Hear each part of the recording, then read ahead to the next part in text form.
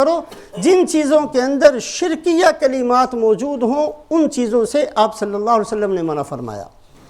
صرف ان چیزوں کی اجازت دی ہے جو قرآنی آیات پر مشتمل ہوں، جو رسول پاک علیہ السلام نے چیزیں ارشاد فرمائی ہیں، وہاں تک دم کرنے کی بھی اجازت، وہاں تک تعویذ کی بھی اجازت۔ لیکن جو شرکیہ کلمات یا غیر شرع عمل کے اندر چیزیں مشتمل ہوتی ہیں، کسی مردے کی ہڈی پر تعویذ لکھنا ہے، یہ تعویذ کسی قبر میں جا کر دفن کر دینا، یہ تعویذ کسی پرندے کے خون سے لکھ دینا، اس طرح کی جو واہیات اور بیہودہ قسم کی چیزیں رائج ہیں آج امت کے اندر، اور ہر زمانے کے اندر یہ چیزیں رائج ہوتی ہیں، یہ جادو ٹونے کی قسمیں ہیں، یہ شرکیہ کلمات ہیں، یہ شیطان کی بنائی ہوئی چیزیں ہیں۔ رسول پاک علیہ السلام فرماتے ہیں کہ جو بندہ ان چیزوں سے بچ کر رہے گا، قیامت والے دن اللہ اس کو بغیر حساب کے جنت میں داخل کریں گے۔ اپنے ایمانوں کی حفاظت کرنا ہم سب کی ذمہ داری ہے۔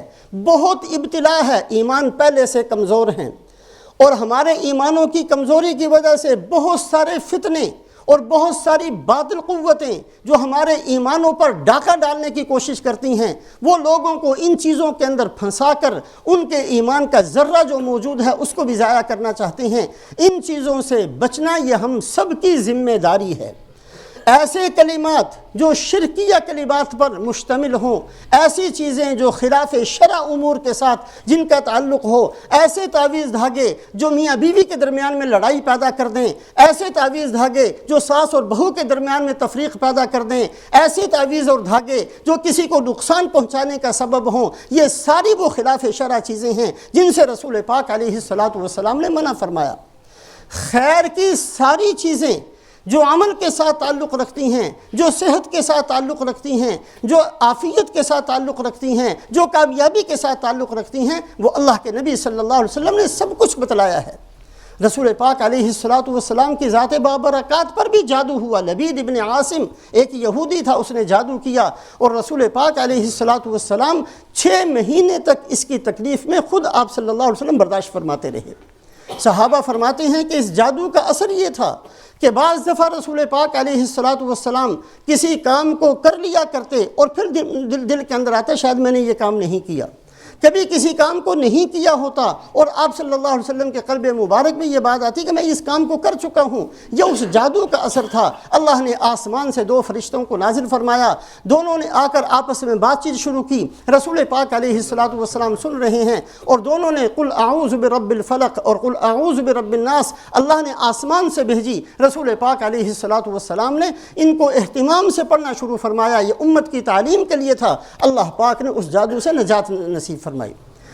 ایک بہترین عمل ہے، ساری دنیا کے جادوگر اکٹھے ہو کر بھی اگر کسی ایک بندے پر جادو کریں اور وہ ایمان کی قوت کے ساتھ معوذتان قل اعوذ برب الفلق اور قل اعوذ برب الناس کا اہتمام کرے، ناممکن ہے کہ ان سارے جادوگروں کا جادو بھی اس پر چل جائے، نہیں چلے گا۔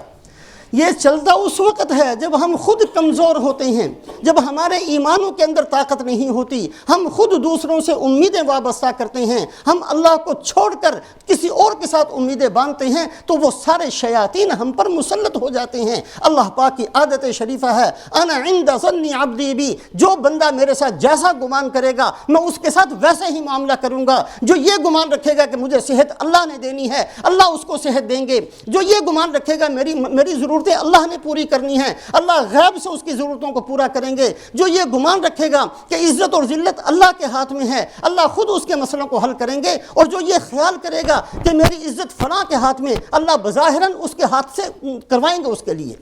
یہ اللہ کا ایک اصول ہے، ایک قاعدہ ہے، اللہ پاک کی ایک عادت شریفہ ہے کہ بندے جیسے گمان کریں گے۔ اگر کوئی بندہ یہ گمان کرتا ہے کہ میں درخت سے پلتا ہوں، اللہ اس کو درخت سے پال کر دکھائیں گے۔ جو یہ گمان کرتا ہے میں دکان سے پلتا ہوں، اللہ اس کا ایمان ایسے ہی کمزور کریں گے، وہ دکان سے ہی پلتا ہوا نظر آئے گا۔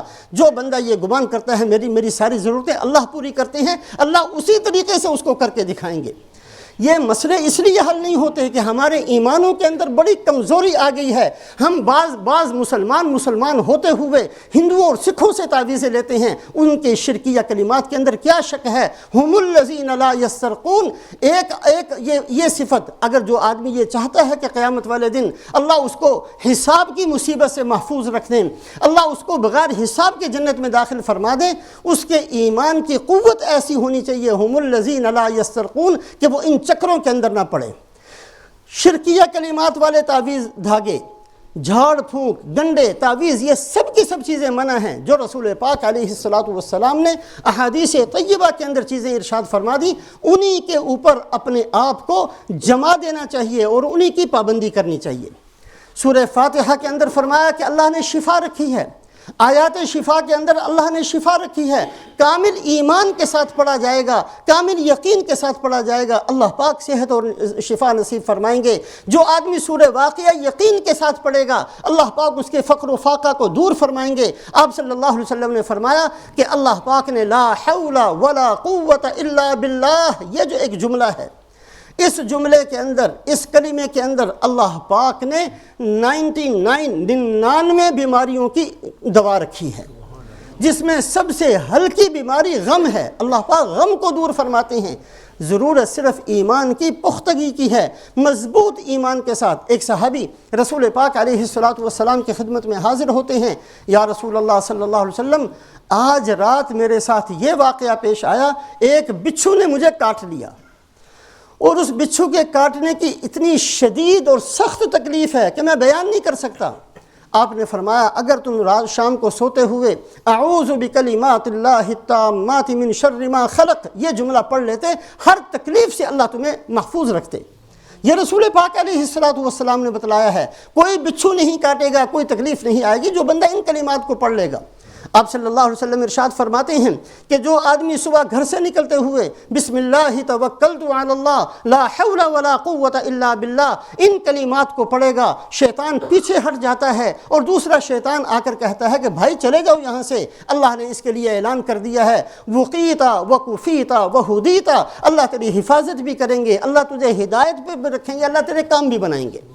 یہ مختصر کلمات جو اللہ کے نبی صلی اللہ علیہ وسلم نے فرمائے، جو حدیث سے ثابت، جو قرآن سے ثابت، صرف وہاں تک اپنے آپ کو رکھا جائے. اس سے آگے کی جتنی خرافات ہیں، جتنی شرکیہ چیزیں ہیں، جتنی ایمان کمزور اور خراب کر دینے والی چیزیں ہیں، ان سب سے بچنا. ہم الذین لا یسترقون، بغیر حساب کے جن کو اللہ نے جنت میں بھیجنا ہے، ان میں سے ایک تو وہ بندہ جو رات کو اٹھ کر تہجد پڑھنے والا، راتوں کو اٹھ کر اللہ کے سامنے رونے والا، عبادت کرنے والا. دوسرا وہ بندہ جو تعویذ گنڈوں کے اندر اپنے آپ کو مبتلا نہ کرے، یعنی شرکیہ قسم کے اور ممنوع اور حرام قسم کی چیزوں کے اندر اپنے آپ کو نہ پھنسائے. تیسری صفت رسول پاک علیہ السلام فرماتے ہیں وَلَا يَتَطَيَّرُونَ، وہ کسی کو منحوس نہیں سمجھتے. ان کی خوبی یہ ہے کہ وہ کسی کو منحوس نہیں سمجھتے. یہ بھی زمانہ جاہلیت کے اندر بھی تھا، آج بھی بہت ہے. فلاں آدمی آ گیا، اس کی نحوست سے سارا دن میرا بہت برا گزرا. جب سے یہ ہمارے گھر میں بہو آئی ہے اس وقت سے ہمارا تو کاروبار ٹھپ ہو کر رہ گیا. جب سے میں نے یہ کام کیا ہے، جب سے ہم مصیبت کے اندر ہی کسی کو منحوس سمجھنا اس کی شریعت کے اندر ہرگز ہرگز ہرگز اجازت نہیں. لوگوں نے تو حضرت موسیٰ علیہ السلام کو بھی معاذ اللہ کہا تھا اذا جاءتهم الحسنة قالوا لنا هذه وان تصبهم سيئة يطيروا بموسى ومن معه فرعون. اور فرعون کے ساتھی جب ان کو کوئی اچھی چیز ملتی کہا ہمارا کمال ہے، عقل مند ہیں، سمجھدار ہیں، پہلے سے ہم نے یہ انتظام کیا جس کی وجہ سے یہ خوبی ہمیں ملی ہے.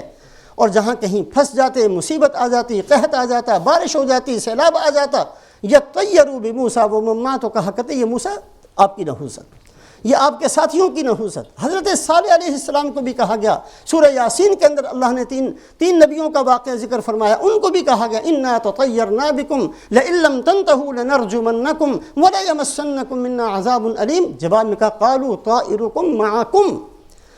نحوست باہر سے نہیں آتی، کوئی بندہ منحوس نہیں ہوتا، کوئی وقت منحوس نہیں ہوتا، کوئی جگہ منحوس نہیں ہوتی، کوئی گھر منحوس نہیں ہوتا، کوئی دکان منحوس نہیں ہوتی، کوئی انسان منحوس نہیں ہوتا، کوئی جانور منحوس نہیں ہوتا۔